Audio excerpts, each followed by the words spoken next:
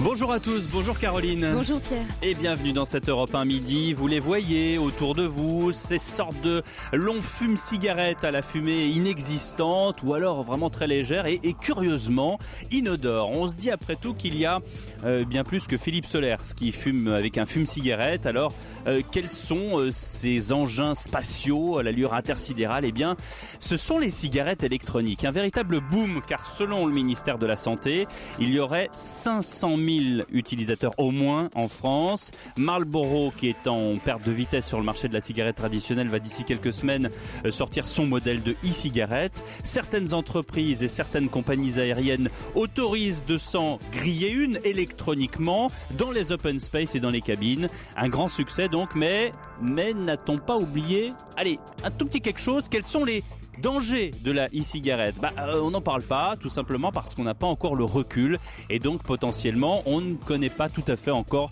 les dangers que pourrait entraîner cette cigarette. La cigarette électronique, on nous en fume, on en parle dans cette première partie d'Europe 1 midi avec nos invités Caroline. Brice Lepoutre, président de l'association indépendante des utilisateurs de la cigarette électronique, Rachid Aïchouch qui représente la fabrique Clopinette, une fabrique de cigarettes électroniques, et Gérard Materne qui est tabacologue et pneumologue, secrétaire général de la SFT également dans les studios. Et vous au 39 21 bien sûr par téléphone, Facebook ou encore le mail europe1.fr.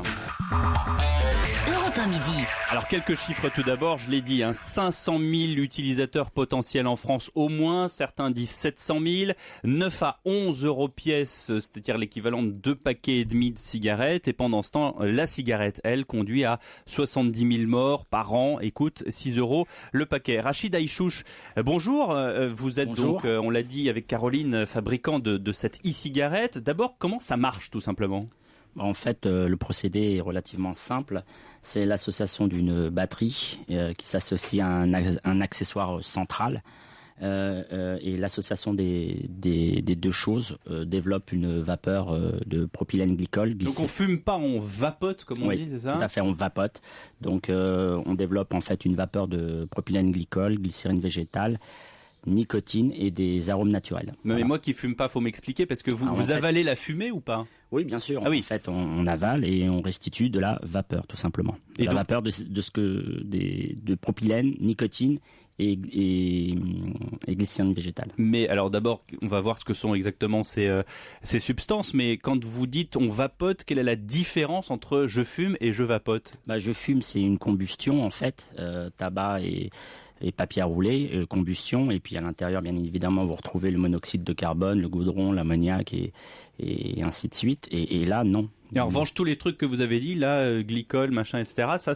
Ce sont des alcools, en fait, qu'on utilise, qui servent qui servent, par exemple, à la réalisation des fumigènes, qui servent dans plein d'applications de notre quotidien, que les industriels utilisent depuis de nombreuses années. Et ça sert également dans l'alimentaire. Dans le gel douche, vous le retrouvez également. Donc, on l'a dans tout un tas d'applications de notre quotidien. Donc ce que vous dites, c'est que si on dit que la cigarette électronique est dangereuse, il faut arrêter le gel douche aussi, parce qu'il y a les mêmes substances.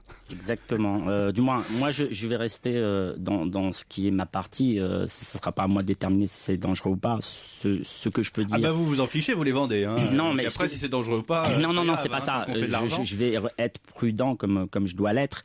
Mais ce que je veux dire par là, c'est que d'autres institutions, des industriels l'utilisent dans notre quotidien, dans le gel douche par exemple. Alors pour ceux qui sont branchés sur europe1.fr, vous pourrez voir Brice Lepoutre qui est en train de fumer une cigarette électronique, de vapoter justement, pardon. Je me fais prendre au piège quand même, c'est quand même assez nouveau. Il est en train de fumer. Alors c'est plus qu'un fume-cigarette. Je disais un fume-cigarette un peu à la Philippe Solers, à la Alice Sapritch aussi. Là c'est quand même, déjà c'est un peu plus viril, mais en plus c'est du matériel. Là c'est ce qu'on appelle des modes en fait. C'est des grosses cigarettes électroniques ayant une grande capacité, donc qui peuvent durer une journée en autonomie de batterie, et sur lesquelles on peut apporter des modifications comme changer le voltage, changer l'ampérage, etc. C'est comme les pots d'échappement en fait, on a des... C'est du tuning de cigarettes. C'est du tuning. Exactement, c'est du tuning. Mais ça veut dire que celles-ci, on peut les trouver partout ? Oui. Principalement sur Internet, mais on en trouve en boutique quand même. Si on veut vraiment trouver du choix, niveau mode, c'est plus sur Internet parce que c'est vraiment artisanal. C'est quelque chose de assez peu répandu et qui se vend peu, donc on le trouve peu en boutique. Alors Gérard Materne, bonjour. Vous êtes tabacologue, pneumologue, vous êtes secrétaire général de la SFT, la Société française des tabacologues. On entend le bruit de la cigarette électronique. Vous êtes venu sans cet engin-là? Tout à fait, oui. Moi, j'ai abandonné le tabac il y a bientôt 30 ans. Et le vrai tabac, le tabac... la tueuse, comme disent nos amis des forums. Parce que ça c'est la tueuse, on ne sait pas encore. Non, la tueuse, c'est la cigarette conventionnelle. La cigarette qui contient du tabac, dont l'extrémité incandescente monte à 800 degrés, qui contient 4000 produits toxiques, dont 100 sont réputés très toxiques, avec voire cancérigènes. En grande partie cancérigènes. Et qui contient également un produit qui s'appelle la nicotine, qui accroche le cerveau. La nicotine en elle-même n'est pas dangereuse, hein. Elle est en vente libre dans les pharmacies. Oui, dans les patchs, les nicorettes, les médicaments, etc. Donc la nicotine n'est pas un produit dangereux en tant que tel, sauf à des doses extrêmement importantes qui ne nous intéressent pas aujourd'hui. Mais alors vous dites à l'instant que la cigarette est tueuse, hein, que la cigarette provoque effectivement, on a dit à peu près 70 000 morts. Ça, 73 000 morts par an. Est-ce que, sans dire qu'elle est tueuse, elle est quand même dangereuse, la e-cigarette, ou est-ce qu'on ne sait pas encore? Alors, il y a un an à peu près, nous n'avions pas d'informations. Les études, un médecin sans études ne peut pas donner un avis, puisqu'on est censé appliquer une médecine basée sur les preuves. Et puis, depuis un an, les études commencent à se cumuler de manière intéressante. On commence à avoir une bibliographie intéressante. Et ce qu'on peut dire aujourd'hui, c'est que dans l'immédiateté, dans les semaines et les mois qui suivent le vapotage, il n'y a pas de danger véritable de ces produits. On parlait du propylène glycol tout à l'heure. C'est un produit qui est un dispersant, donc il est utilisé dans certains médicaments, en particulier des médicaments pour l'asthme. Donc il n'y a pas de danger à attendre. Attention, parce que bientôt vous allez nous dire que la cigarette électronique est bonne pour l'asthme. Non, pas du tout. Non, c'est un dispersant. Donc c'est pas le principe actif, c'est le support qu'on utilise pour disperser le produit dans les bronches. Voilà, donc c'est bien de préciser. Les arômes alimentaires ne sont pas toxiques puisqu'ils sont utilisés en alimentation. Alors on ne sait pas encore trop ce que donnent les arômes alimentaires en vapotage, c'est-à-dire dans les bronches, puisqu'on n'a pas véritablement d'études là-dessus. À long terme, la nicotine, je vous ai dit ce que j'en pensais. Quelqu'un qui va vapoter sans nicotine, c'est quelqu'un qui va faire de l'aromathérapie. C'est comme comment on appelle ça, on se met le linge sur la tête, oui. Caroline, aidez-moi. Des inhalations. Des inhalations, voilà, c'est ça. C'est un peu ça. Alors, en magasin, c'est exactement dans nos boutiques Clopinettes, c'est ce qu'on... Rachid Aïchouch, oui. C'est ce qu'on a constaté, c'est-à-dire que les gens qui ont utilisé ça, très vite, ont réduit pour certains leur consommation. De cigarettes traditionnelles, puisque certains sont venus complètement sceptiques, et puis d'autres ont arrêté, mais malgré eux, c'est-à-dire qu'il n'y avait pas une volonté, j'ai entendu ça des dizaines de fois, des gens malgré eux ont arrêté, c'est-à-dire ils sont venus curieux, très sceptiques, ils ont utilisé et ils ont constaté qu'ils ont arrêté. Ils en étaient étonnés. D'ailleurs, leur deuxième visite, voire leur troisième visite, est souvent très très enthousiaste. Et après, c'est diffusé un bouche à oreille. C'est vrai que dans nos boutiques Clopinettes, c'est ce qu'on a constaté. Ouais. Est-ce que vous faites un suivi des achats justement de cigarettes électroniques et surtout des charges qu'on peut mettre dedans? Oui, tout à fait. Là, parce qu'il y a, on peut mettre de la nicotine ou pas. Quel est le ratio à peu près des gens qui mettent de la nicotine et d'autres qui en mettent pas? Ça, vous savez pas encore. Le ratio aussi, comme ça, sans avoir fait une étude très précise, nous avons constaté que les gens viennent chercher, pour la plupart, des e-liquides avec nicotine. Mais nous, on a un devoir de conseil et on leur demande principalement le type de cigarette qu'ils fument, si elles sont fortes ou moins fortes, et on leur demande leur quantité journalière de cigarettes qu'ils fument. Donc après, on essaye d'adapter en fonction, c'est-à-dire qu'il y a différents dosages de nicotine à travers les petits flacons. Et Brice Lepoutre, vous là-dessus, je voudrais juste rebondir, c'est que la nicotine n'est pas que pour assumer la dépendance. La nicotine procure aussi ce qu'on appelle le hit. C'est pour un fumeur, c'est le cassage de la gorge, qui est la sensation recherchée par le fumeur. C'est une sensation qui est très importante. Si vous êtes sûr que c'est recherché par tous les fumeurs? Par la plupart des fumeurs. Oui, le passage en gorge, c'est ce qui est. Oui, je confirme. Beaucoup de fumeurs, beaucoup de vapoteurs même disent que si on invente un liquide sans nicotine, mais avec le hit, ils abandonnent la nicotine.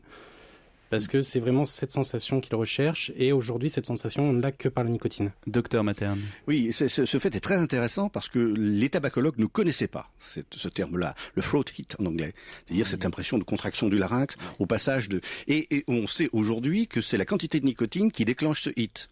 Donc le vapoteur qui passe de la cigarette à la cigarette électronique, la cigarette conventionnelle à la cigarette électronique, va théoriquement abandonner sa cigarette conventionnelle si il a senti le hit. Ouais, Il va, comme on dit, nous switcher sur la cigarette électronique, ce qui nous fait plaisir, parce que tout de même, il y a infiniment moins de toxiques dans la cigarette électronique que dans la cigarette conventionnelle, dans le rapport de 1 sur 400 ou 1 sur 1000. 1 sur 1000. Cela dit, il y a quand même des exemples où effectivement on se met à la cigarette électronique et puis soit ça suffit pas parce qu'effectivement il y a beaucoup de gens qui continuent à fumer des cigarettes traditionnelles, soit on n'y arrive pas, le sevrage ne fonctionne pas et on se remet à fumer.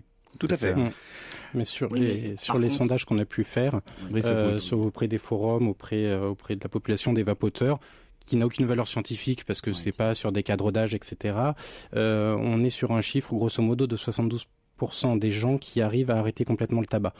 72% des gens arrivent avec la cigarette électronique à arrêter complètement le tabac. Chiffre qui se croise avec l'étude qu'a menée Monsieur Granger, qui a trouvé 70% d'arrêt avec des cigarettes de qualité, parce qu'il avait fait le test avec des cigarettes de mauvaise qualité et des cigarettes électroniques de bonne qualité.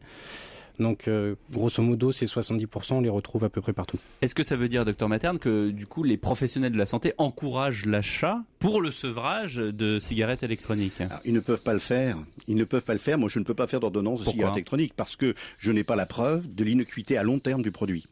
Je ne sais pas ce que Donc donne... en fait, pour l'instant, on est dans un vide, non pas juridique, mais en tout cas de santé, puisqu'on n'a pas de preuves. L'un d'entre nous, Jean-François Etter, un Suisse, qui a fait une étude, qui a écrit un livre sur la cigarette électronique, qui vient de paraître là, il y a très peu de temps, nous dit bien que on ne peut pas indiquer en termes d'ordonnance cigarette électronique, mais lorsque le patient vient nous voir avec une cigarette électronique et nous demande notre avis, eh bien, on est censé lui poser la question, est-ce que ça marche ? Ben oui, je ne fume plus. Eh bien, continuez votre cigarette électronique. Ou alors, je fume beaucoup moins, c'est-à-dire que je prends 3 cigarettes là où j'en prenais 30 ou 40 auparavant.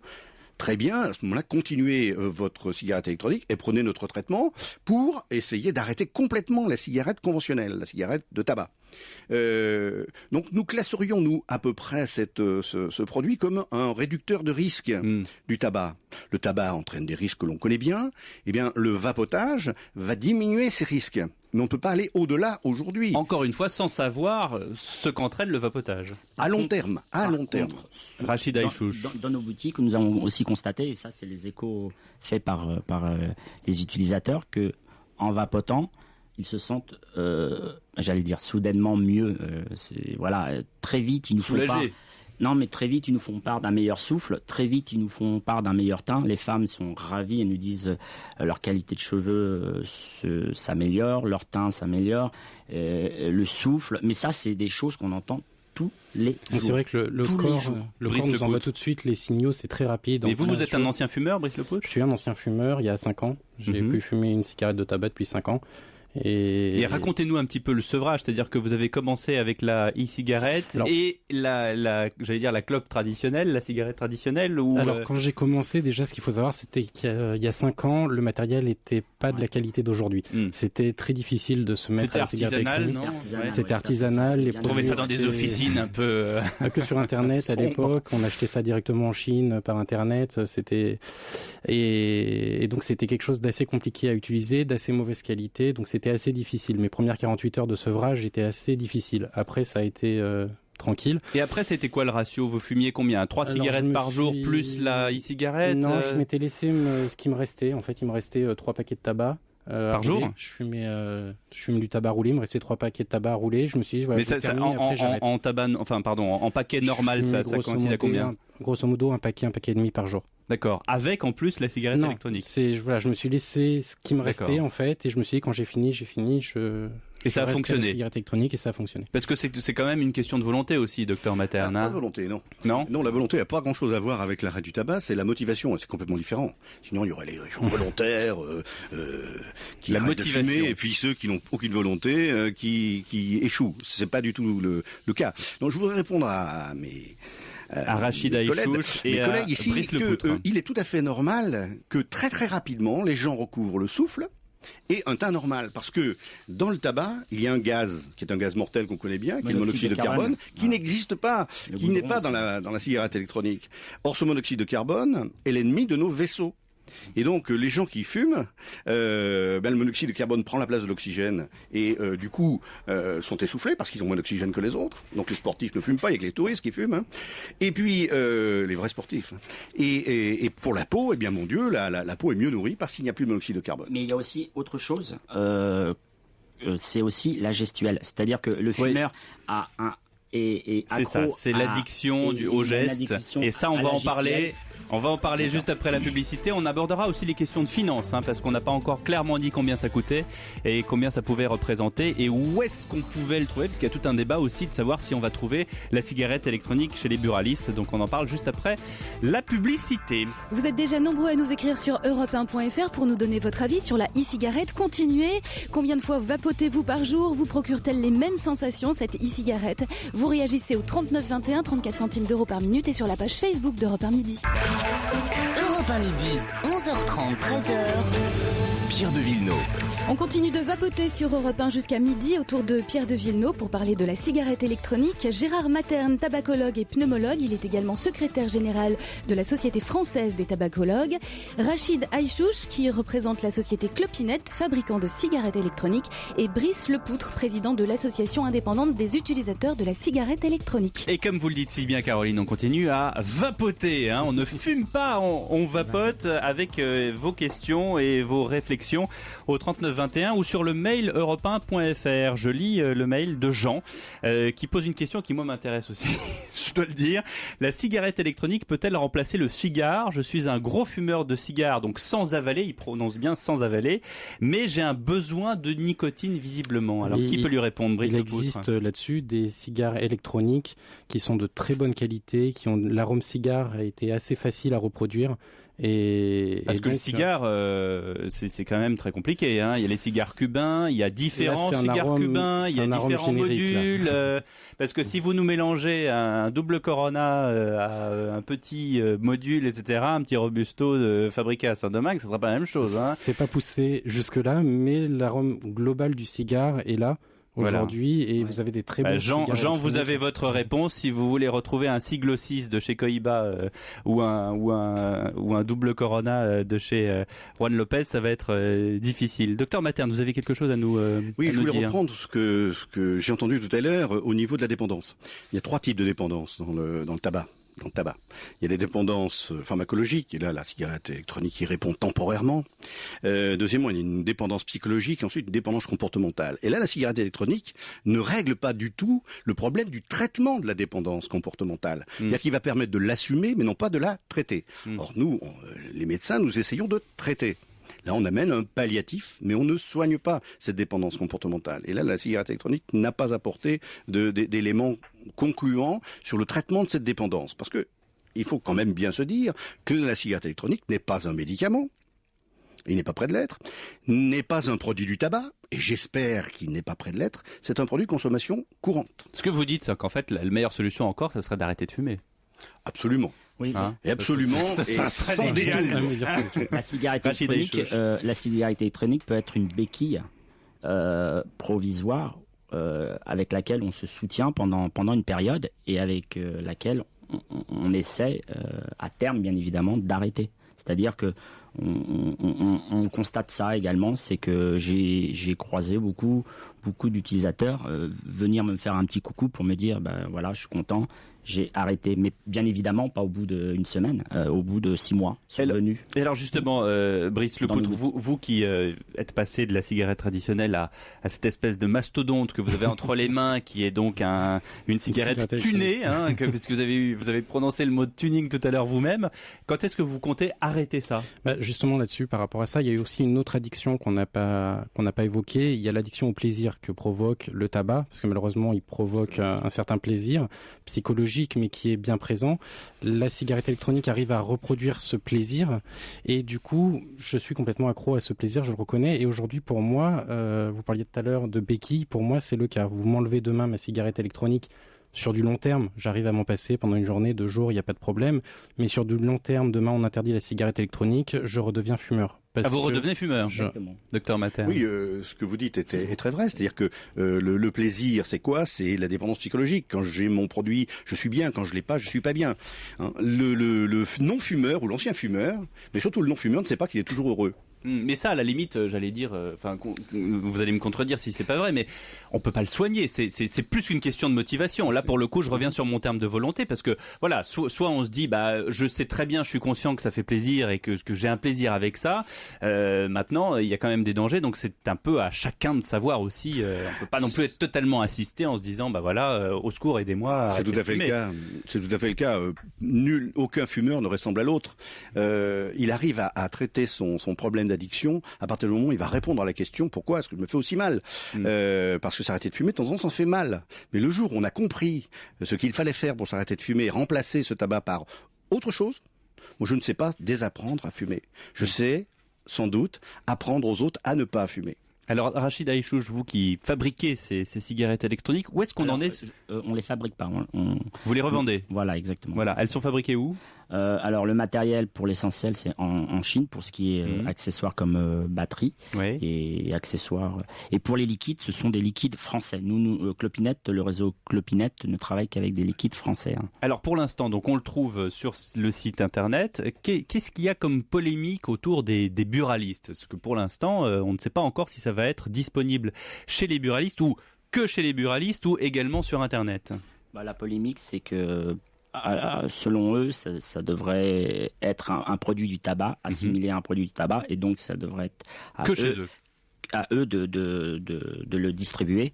J'ai également rencontré des pharmacies, des responsables commerciaux de certaines grandes marques que je ne citerai pas et qui m'ont dit également qu'ils aimeraient distribuer. Et vous en pensez quoi?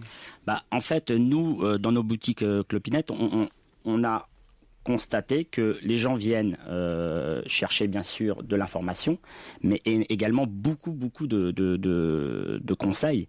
Et donc je vois pas le buraliste, je vois pas comment il pourrait faire pour consacrer 20 minutes et plus à une personne, lui expliquer, le voir revenir une deuxième fois, parce que des fois ça nécessite une deuxième phase d'explication. On fait énormément de conseils et donc c'est vrai qu'entre les jeux, le loto, les timbres amendes, c'est pas une acquisition. Tiens, en fait, dites-moi, est-ce que je pourrais reprendre? C'est pas une simple acquisition qu'on fait en 2 minutes dans nos boutiques. Ça se passe pas comme ça. Des fois, des fois, on va passer. C'est limite un conseiller clientèle. C'est un conseil extrêmement pointu et malgré le désir des uns et des autres de venir s'équiper, très souvent, ça nécessite du temps. Brice Lepaute, puis il n'y a pas que ça. La proposition du député nous a un peu fait sourire parce que aujourd'hui, si vous avez décidé, par exemple, je prends cet exemple, de ne plus boire une goutte d'alcool, on va pas vous obliger d'aller chercher votre eau minérale dans un bar.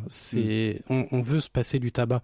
Pourquoi nous envoyer dans un bureau de tabac chercher nos cigarettes électroniques? C'est une aberration, c'est une tentation. Materne. Oui, il y a un vrai danger dans ce que vous dites. C'est-à-dire que aujourd'hui, les cigarettes électroniques sont vendues par des gens qui connaissent leur métier. Vous avez un réseau, j'en connais un autre, Cigavert par exemple, bien d'autres. Eh bien, on peut très bien considérer que ces gens-là font bien leur métier. Ce que je crains, c'est l'appropriation de ce produit par les cigarettiers, par les grandes sociétés cigarettières. Or, on va en parler. On va en parler avec Marlboro. Oui. Alors le vrai danger, si vous voulez, on a beaucoup parlé du vapotage des jeunes. C'est vrai que en théorie, on a un risque. Un risque, c'est qu'un jeune commence à vapoter innocemment, ensuite commence à mettre de la nicotine dans son liquide et switch sur la cigarette conventionnelle. Excusez-moi, monsieur Materne.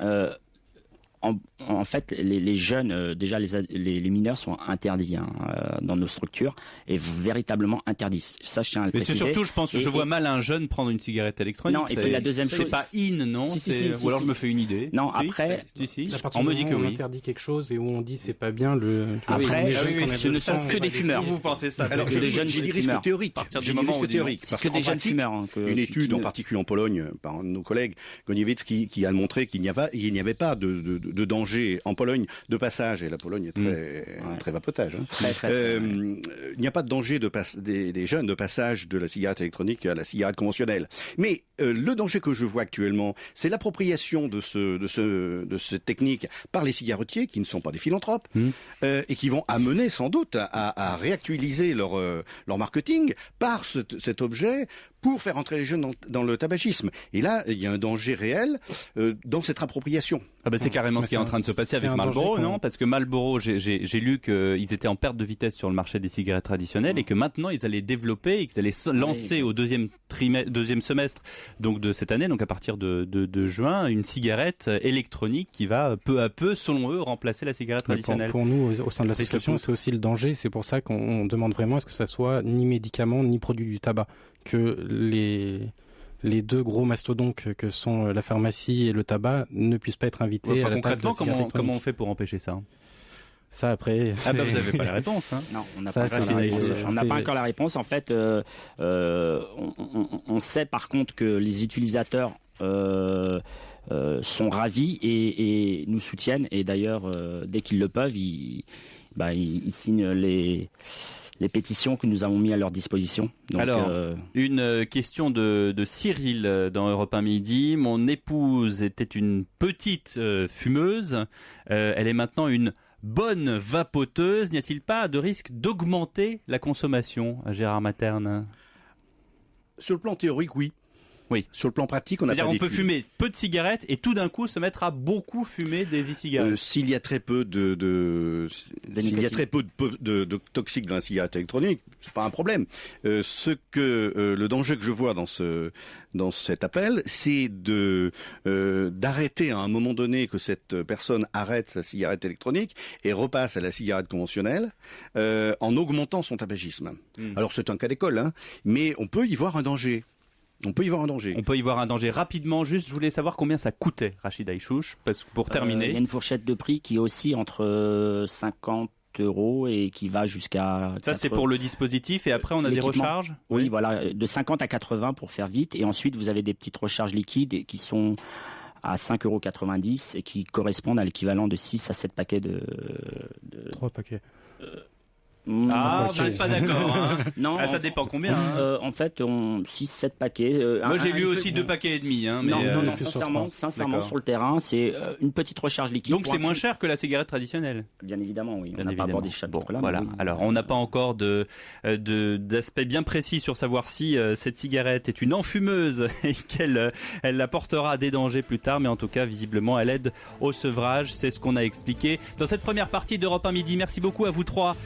Et aussi aux auditeurs au 3921 d'avoir posé les questions. Vous continuez d'ailleurs à vos questionnements et vos réflexions sur les traders.